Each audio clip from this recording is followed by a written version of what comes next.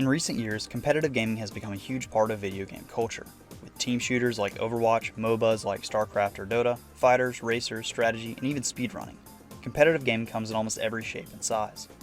And it isn't just for the pros either. With online gaming and high-speed internet, getting into some form of video game competition is extremely accessible. Whether you enjoy going hardcore to your local Street Fighter tournament, playing Fortnite from the comfort of your own home, or watching your favorite streamer play it instead. It's only a game.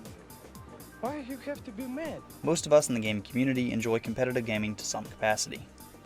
But before Twitch, Street Fighter, or even consoles, where was competitive gaming? It had to start somewhere, right? Joseph Cates is credited with creating the first electronic game in 1950. The game was called Birdie and the Brain, and it was an electronic version of tic-tac-toe. Birdie and the Brain was certainly a game, and it was competitive, or at least as competitive as tic-tac-toe can be. But it wasn't really a video game, and it wasn't intended to be either. Joseph Cates' machine wasn't meant to be a new and innovative game, it was supposed to be an innovation in computer technology. And after it was displayed at the Canadian National Exhibit in 1950, it was disassembled. In the years leading up to the 70s, video games would slowly get closer and closer to what we think of them being today until Pong was made in 1970, being one of the first real video games. One of the biggest strides in early competitive gaming was the introduction of scorekeeping. The first game to record a high score was Space Invaders. Space Invaders came out in 1978, and it solved a problem in gaming. Who was better? It was one thing to say you were the best at Pong or Seawolf, but in Space Invaders you could prove it. By getting a high score on a machine, you could leave your mark for everyone to see. And in 1980, Atari expanded upon this when they held the Space Invaders tournament. This was the first true video game competition. Sure, there had been other video game competitions before, but this was the real deal. Reportedly bringing in more than 10,000 people, the tournament had a professional setup, live audience, and even news coverage.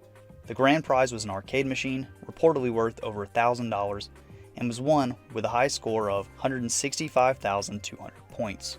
From that point onward, gaming tournaments never stopped, and other facets of competitive gaming started popping up as well, like the company Twin Galaxies, which recorded high scores in various games from around America. After scorekeeping and high scores, one of the next big steps for competitive gaming was online play. Being able to play online meant you could play with almost anyone at almost any time. High-speed internet also made viewing esports easier, with websites like YouTube and Twitch. The combination helped bring gaming to more players and viewers.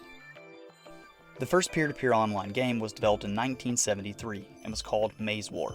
Maze War was the first on many fronts, the first peer-to-peer online game, the first 3D game, the first game to use a level editor, as well as being the original first-person shooter.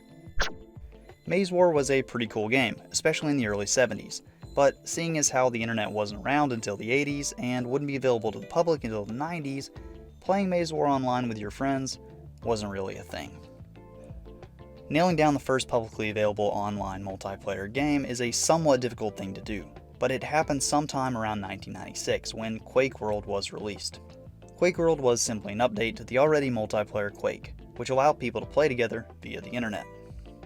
The true competitive gaming explosion that turned into what we know today started in the early 90s in South Korea.